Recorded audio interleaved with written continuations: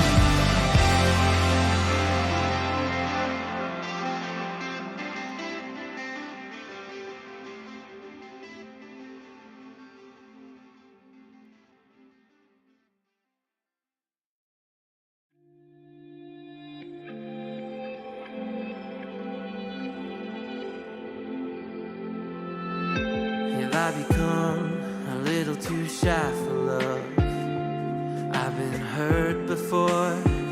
All's fair in love and war. So I snuggle up close to the shell I'm living in. And if I let you in, another round begins. No, I'm spinning in a vicious cycle. I'm scared of doing something I'll regret. Maybe this is right, but I'm still staring at your silhouette. What if you're everything I need? A fire in my heart, the air I breathe. What if I'm incomplete without you by my side? What if I go against my heart instead of confessing from the start? What if I miss out on the life meant for us? I need you by my... Welcome back! Technical issue, no? Salamat naman at naayos din dahil ready na tayo magsimula sa ating second half ng matchup between Ayoko na Umasa and Red Pink. Yes, we are yet back here for more intense matches here with the Will to Survive. Of course, second half na tayo dito. We just seen these two teams fight out with a 2-2 score.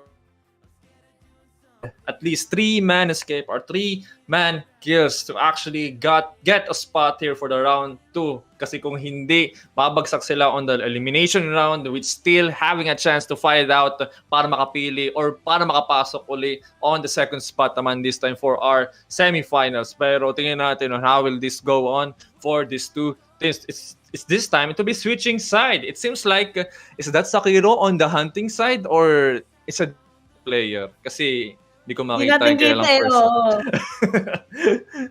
Ayan. Only that. Natawa naman ako sa pangalan nito, si I'm on my own. Ano ba kayo, guys?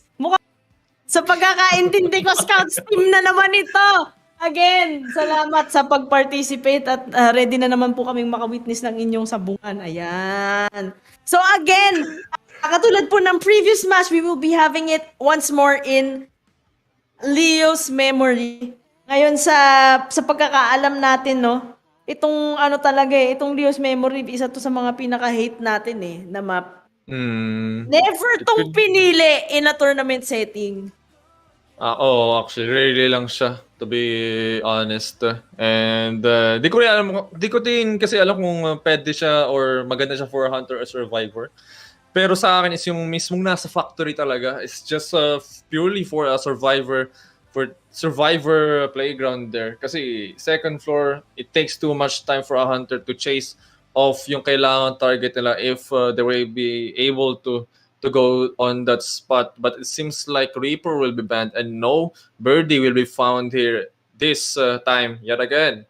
I think this is the countless of times that we've been seeing no Seer on play. Pero banning Reaper. Interesting ba? Ito ba ito?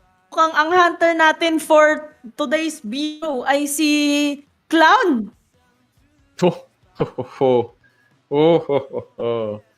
Mr. Clown. Hindi, I think actually hindi pa. Nagpapatikim lang kung anong gagamitin niyang hunter. Pero di natin alam. Pero on the side naman ng survivor, we got acrobat, mercenary, one mechanic, nice, and a painter. Seems like they're going in to secure those ciphers talaga just to make a game point against Red Pink. Pero bakit parang palit-palit yata yung hunter natin na kinakabahan tuloy ako dito? di ko din alam actually. Baka may balak siya. Baka may team na balak siya dito. Seems like a Wuchang. I think first time natin makakita ng Wuchang in play here on the WTS. Wuchang parang medyo nagulat din ako dito Parang ngayon lang, tama ka, ngayon lang uli ako nakakita ng Wuchang sa tournament So ibig sabihin, either sobrang confident niya or talagang pinaghirapan niya. Oo, experience talaga, nakaka-excite tuloy. Tingnan natin on how I'll be able to do that experience skills of gameplay here against Ayoko na Umasa survivor side. Seems like first spawn on that one. While we wait, syempre, let's talk about Wuchang. What do you think, Wuchang? Kaya naman There we go. pala. I Kaya think alam ko naman na kung pala. bakit. Oo, guys.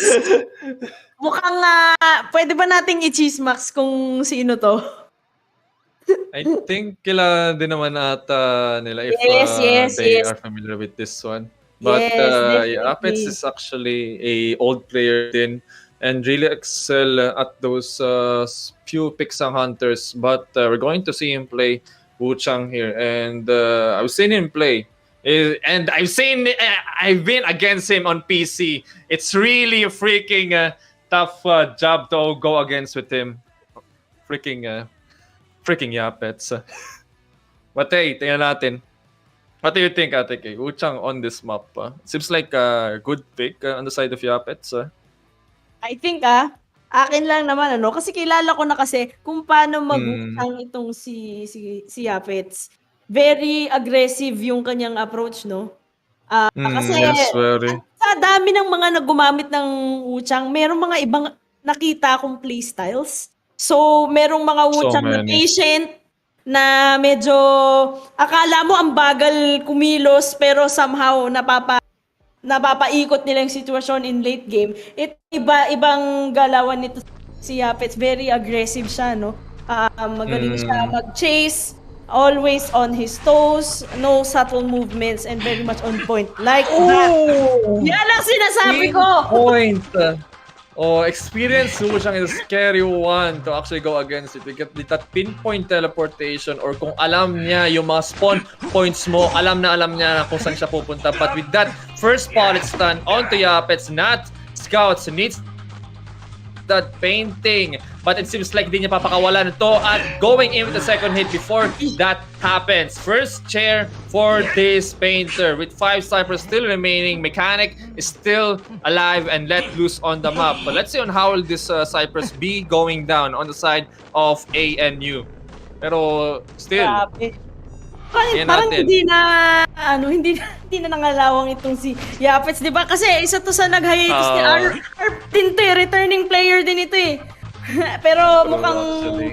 on point pa din yung kanyang galawan. So anyway, nandito na ang ating mercenary actually ready to rescue na. And apparently magre-rescue talaga sila. Holy God damn! A Grabe bleed naman! hit on the second stairs. Only them. Yapets know his style and play just to take advantage of what's happening right now. A free hit without a recovery. Alam ni Mercer na yari siya and he will be Grabe. downing with Yapets tong painter natin and seems like they need to get out of here, but seems like painting will be on play here, trying to buy a few more seconds, but I think black form will be initiated and try to bail it out, trying to play mind game, but no, trying to cancel that out with a charge hit, but that will be a miss, going in with the not Scouts, trying to be a discipline as much as possible because this one will be aggressive as hell. Pero I think going in with the mind game tayo dito, building another paint, talagang hinahabol talaga dito na Yapets at talagang nagpapil with that bell on that mark, giving a more connected hit on that pallet. Holy damn. Grabe, nag-connect pa rin yung kanyang hit even as that pallet was dropped. Especially because this is Black Wuchang. So, napakabilis ng kanyang attack recovery, no? Mahirap talagang isahan ito, lalo na sa mga palleted areas, lalo na dahil may bell. Actually, hindi pa nga siya gumamit ng bell para lang ma-disrupt yung movement ng survivor, pero na-down pa rin niya. Napakatindi talaga. Him sa pag-deny nung pag-rescue ng mechanic dito after rescue, to be exact. But it seems like Yapets will not leave them alone with that white siphon on their back. Hindi na siphon dito sa painter, so they have a vision. Meron siyang vision to where to go at, and dropping that pallet will take more distance, blocking out Yapets. Your 3 siphons remaining here, siphoning his life out here. Tingnan natin kung haabot yung siphon dito. Mukhang hindi ata aabot with that final hit onto painter. Final breath on the chair. Holy damn. Alam niya. Medyo disadvantage ngayon sa decoding yung ating survivors, no? Pero on the bright side, meron tayong mechanic. Ang bot ay hindi pa nakikita. So although lumipad na si Painter, they can still turn this into a tie. Kaya lang, talaga, no? He really has a way of staying on his toes, no? So, and alam pa nga niya kung saan sila nag-heal. Bilis niya tuloy na sniff out yung location nila at na-disrupt yung healing ng mechanic. Ayan tuloy, dalawa na tuloy ang survivors na half health. Ginamit ang bell. Oh! Grabe, hindi nakapagbola ang ating acrobat. Oh, Holy grabe. Ay, ayan na nga. Talagang going in to those survivors, disrupting as much as possible. Hindi niya talaga yan tumbalan si Acrobat doon sa mismong bintana. Mukhang alam niya na ang mangyayari doon. That's why he was able to use that blink hit on time before he was able to escape. At mukhang ipepesto dito na Yapits dito kasama doon sa Cypher bet. Unfortunately, pumutok na yung Cypher and one Cypher remaining. And do take note, si Mechanic, meron pa ring Mechanic both at hand and seems like that will be used on the late up until to the end game. Pero tingnan natin how will be able to deny this one. Kasi Buchang denying a rescue could sa chance na mangyari. Pero it seems like Bell will be on hand. Mercenary needs to run. That's the first hit. Tingnan natin anong pwede pang i-follow up dito ni Mr. Yapets on this side para ma-eliminate dito si I'm on my own on the Acrobat. Seems like they're still starting on that first Cypher, going back with that white snowball. Holy that white bomb. Sa palagay ko medyo mind... Oy, grabe talaga. Sa palagay ko si medyo mind game lang yun. And nagstay lang siya sa likod ng mga crates. No? All he had to do was do a bit of a mind game just to allow the Acrobat to use up the resources. And because of that, ayun, are you done? Are you done throwing those balls? Okay, I'm gonna come get you. So ngayon, meron tayong dalawang survivor na half health at this mercenary na lang ang makakapag-rescue na successfully. Although True. It will cost him his life in the end. Mapaprime na lang yung last Cypher. Yan ay kung makakapag-prime nga. Kaya lang, tingnan mo naman progress ng mechanic natin. Isang naka-chair, isang injured mercenary, at isang mechanic kumusta na lang sa decoding, no? Oh, mababawasan yung buff ng Mechanic eh. It's like a really innate decoding buff kay Mechanic. If someone is injured or down, mas lalong babawasan yung speed niya. And Yapets knows of this kind of weakness of Mechanic. Kaya iniwan niya kanina after hitting those survivors na on the vicinity.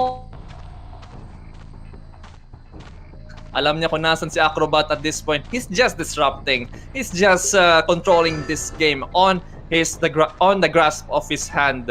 And one thing to do now is to actually eliminate Acrobat and go to the Mechanic's quest or yung position niya. Kasi 50% Blink will be used. Try to cut off the distance and that will be the final hit going in for Acrobat. Talaga. Kasi he's really taking his time. Alam niya kasi. Alam niya na napakabagal ng ating mechanic.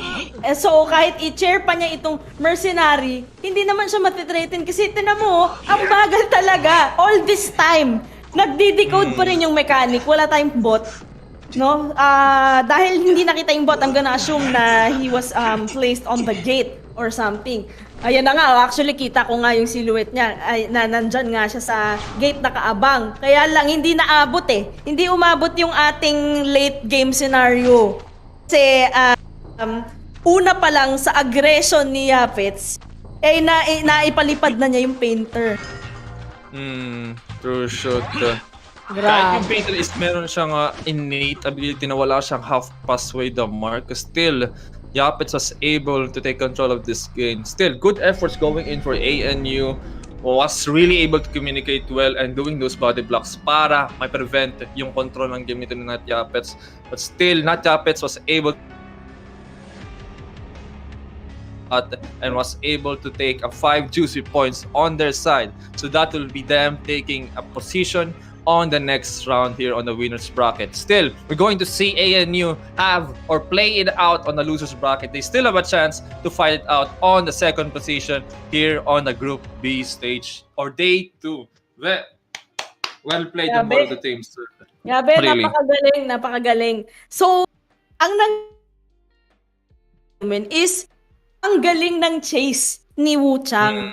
So, ang galing niyang makapag-early down. And I think kasi si Wu Chang, alam natin to, no? Kapag kiting early game, medyo mahina siya.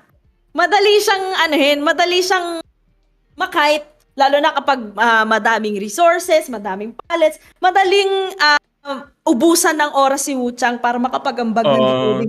But unfortunately, he had the hunter sense.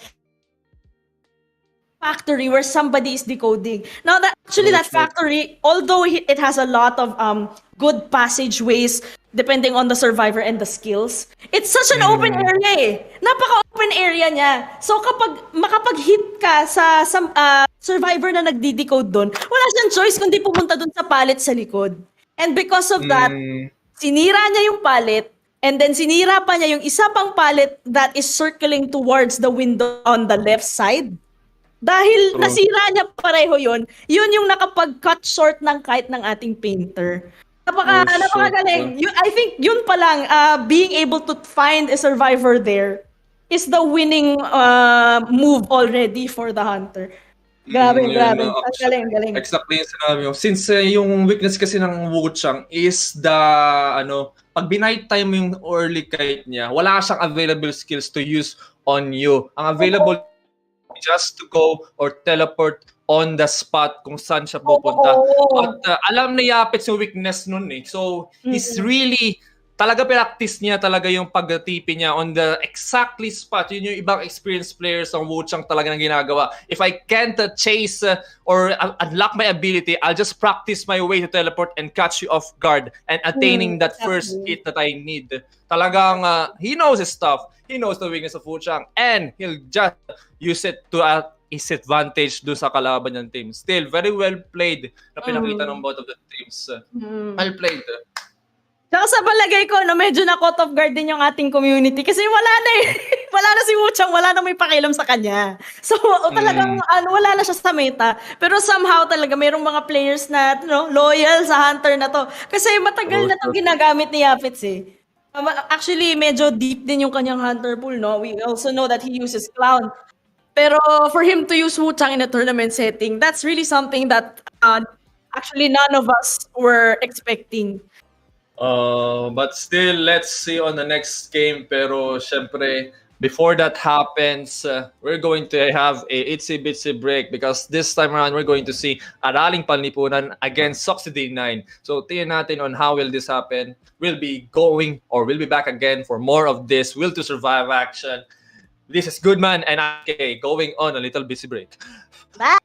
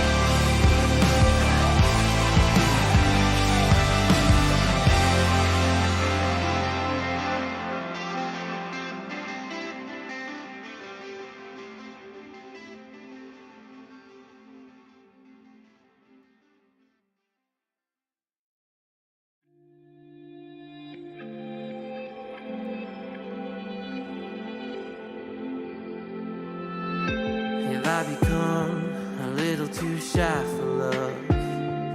I've been hurt before. All's fair in love and war. So I snuggle up close to the shell I'm living in. And if I let you in, another round begins. No, I'm spinning in a vicious cycle. I'm scared of doing something I'll regret. Maybe this is right, but I'm still staring at your silhouette. But what if you're everything I need? A fire in my heart, the air I breathe. What if I'm incomplete without you by my side?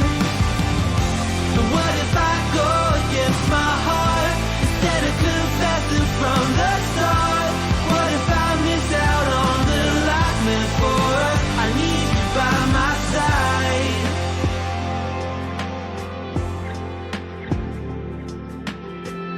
Should I be scared? The feeling's so different now. You got me floating here, a feather in the air. Oh, but when the wind blows, will I tumble or sail away? Or would you have me stay? And what if I escape? I know I'm spinning in a vicious cycle. I'm scared of doing something I'll regret. Maybe this is right, but I'm still staring at your silhouette. But what if you're everything I need? A fire in my heart, the air I breathe. What if I'm incomplete without you by my side? And what if I go against my heart instead of confessing from the start? What if I miss out on the life meant for us? I need you by my side, by your side. I'm not afraid. We found something that'll never fade. We can be ourselves and figure out the rest along the way. What if you're everything I need? A fire in my heart, the air I breathe. What if I'm incomplete without you by my side? And what if I go against my heart instead of confessing from the start? What if I miss out on the life meant for us? I need you by my side. I need you by my side. I need you by my side.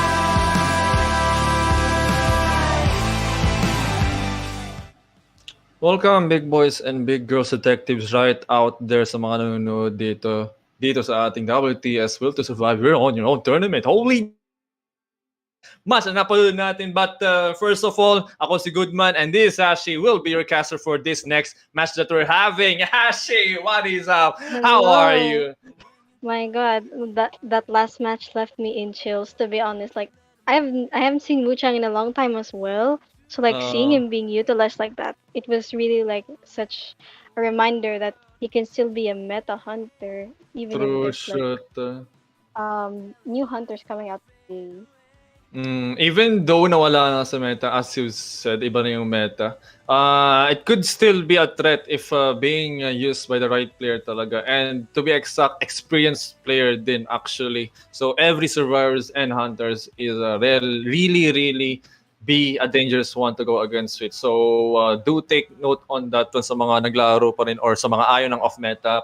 You need the experience to actually play them right.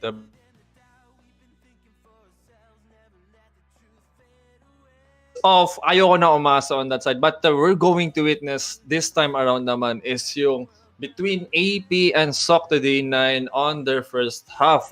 These both teams have also history, and even I think I have known some of these players also playing on some of this team too. Kasi yung AP is actually joined a tournament last month, the IVA edition. Unfortunately, hindi sila nakaabot sa group stage. Participate, pero hindi ko pa nakapapanood yung kanilang place.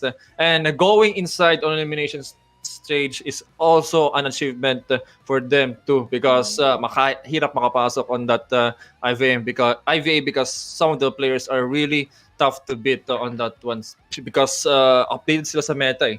And of course, Socty D Nine, I've seen them also on some previous tournaments. Still, some of these players are came from different clans and even sa mga international team talaga, and they also have their feet on the ground with those experience na talagang dala-dala nila. So really, this will be another intense match again that we're going to watch. And seems like we're going to have every sleeping town. Holy damn. Oh, The Every most Sleeping explicably Town. large map. What do you think, Ashi? Every sleeping Ever town. Sleeping Town. What do you There say? a lot of advantages and disadvantages for both sides in such a large map. Like in Ever Sleeping, you can utilize priestess, mercenary, basically any survivor that can do long distance traveling in short amount of time.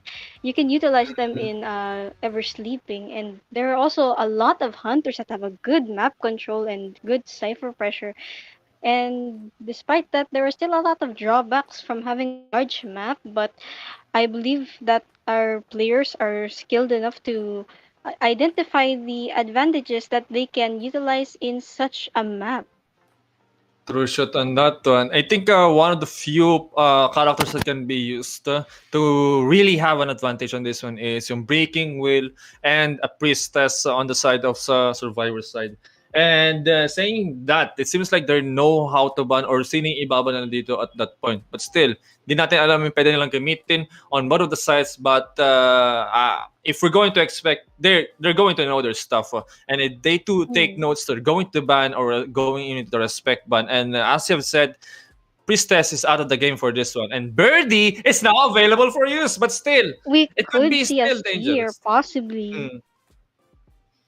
Very much, very much. Pero I think they're not going for a breaking wheel. They're going in for a BQ instead. But tingnan natin, Oh. ano yung gagamitin nila at this point? Will the hunter be using a breaking wheel or they will be using the seer this time? Because seer is actually good for to countering some single hit hunters. But still, that really Yes. depends on what's going to be picked on the side of hunter.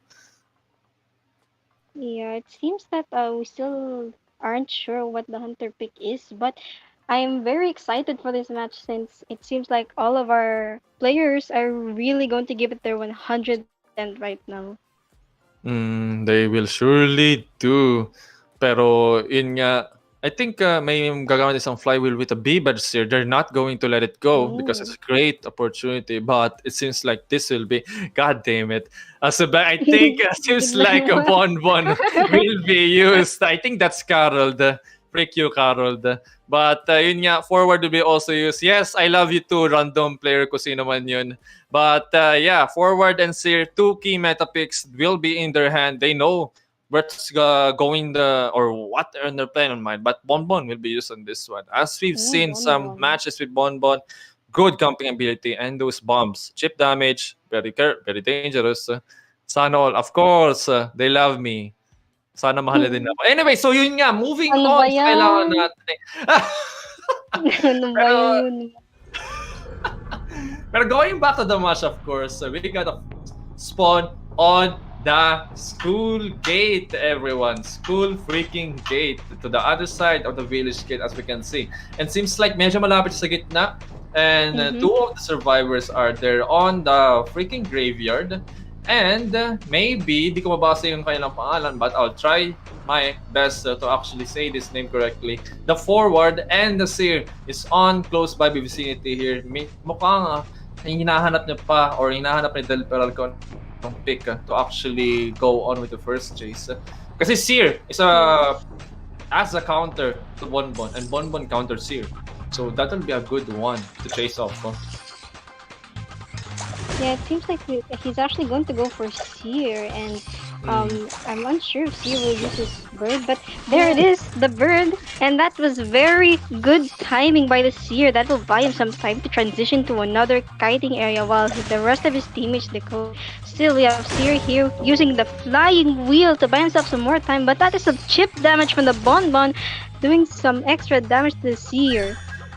Yes, truly. One hit na lang. Pero Blink is online. It might be used, but unfortunately, hindi siya nag-connect on that other side of the window. And Seer will be able to get out without receiving that damage from that amazing Blink hit. But still, the chase is still on. Going to continue as we went on previously. But it seems like change will be initiated there. Female dancer is there using the dash to cover up some distance and trying to break that freaking slow backs here. Pretty annoying when you're a hunter. Yes. Real nice. And it seems that Bonbon is maybe trying to now chase female dancer and breaking her music boxes so that she can no longer. But that is a pallet stun from the female dancer. I've seen a lot of FDs do that. They put their music boxes right in the pallet so that when the hunter breaks them, they can also combo and have a pallet stun. Very good strategy by the survivors here. And it also seems that one of the ciphers have popped. So good job from the survivors for buying some time for their teammates to decode. And seems like si female dancer na ang kasunod dito and trying to get in with the chip damage na kailangan niya. And there we go, one entered and another normal damage in. Kasi one chip damage na lang will all it take to get this female dancer down and stopping her from dancing all this time. And 3 ciphers remaining here. They're still decoding it. One music slow box is now being dropped by female dancer, trying to hindrance that movement speed that the hunter needs at this point. It seems like isang bomba na lang kailangan niya din. Papasabugin yung mukha ng female dancer. And there we have it. One survivor on the field, on the floor, I mean. And first chair with 2 ciphers still remaining on this one. Patient is up close and close by here on the chair. Looks like Patient might be going for the rescue since the nearest, and the others are maybe still decoding. But we also see Ford here in the background. Maybe he will assist the Patient in rescuing. But it seems like magkakaroon tayo ng bomb barrage here on the side of this chair, and that'll be the last effort with both of them injured with a chip damage and from those bombs, really. So that will be hindering the future rescues and potential kites on the late game up until the end game. And the chase is still on and going in for the control bomb. Seems like may gusto siyang patamaan on that one, and seems like female dancer, this will be her second chair this time. He knows there's a forward on that one and tried to go in with the bomb cancellation, but forward will not risk it. And there we go. That's a stun follow-up just to go in for that safe rescue, preventing a chip damage potential from that guard of Bon. But another stun! That is another coming from stun! Forward. Amazing, indeed. Buying more time, actually. That's actually nice. Amazing stun from the forward. It is like very good for the dancer, especially with one cipher remaining. That bought them a lot of time. Indeed, and seems like Ondo na yung kasunod dito, trying to go in. It seems like inaayos lang yung last cipher para maipop nala at matumasok sa mismong endgame ng larong ito. Pero I think forward is on the vicinity. And meron pa siyang kaunting bomba, but there we go. Pop will be pop on that ciphers, and that's a freaking drop on Del Pilar. Will buy more time for Patient to run, and to the rest of the team, they're going to rotate as fast as they can. And will now probably going to plan this one out. It seems like Ondo will be still the chase here by Del Pilar. Kailangan niyang iupo to just to prevent a 5 points on their side here. And mukhang Ondo will try to run for his life. Music box will be hindering that movement speed. Going in for Mr. Del Pilar, and a hook will be used, trying to go for some distance. And the gate is already open on the school gate part here. And Ondo, kailangan niya na lang tumakbo. Kailangan niya lang magpasikot-sikot on this field. Pero I think Dungeon is close by here. At talagang yun atang balak niya. Pero one bomb na lang ang kailangan Del Pilar. Damage. Pero I think aabot ata siya dito. Ondo will try to think about it because that bomb is only one more bomb away. But that hook is able to save himself. Woo! God. Yes. So, to escape from that barrage. 5 points. It is very, very juicy. 5 points on the side of Socty D Nine. And really did well to cut off or talagang pinahaba na lang yung chase time on those changing targets for Del Pilar. Really impressive on that one. And that will be a 5-0 going in for Socty D Nine on their part. Really well played. Very. well played by both sides actually. Like the Bonbon also did a good job pressuring the survivors and injuring them all. Like Bonbon really hindered their rescuing and their decoding progress. Still, the survivors also did a good job since they bought so much time and like those kites, man. And the assist by forward, those were like some good plays by this team right now. Indeed.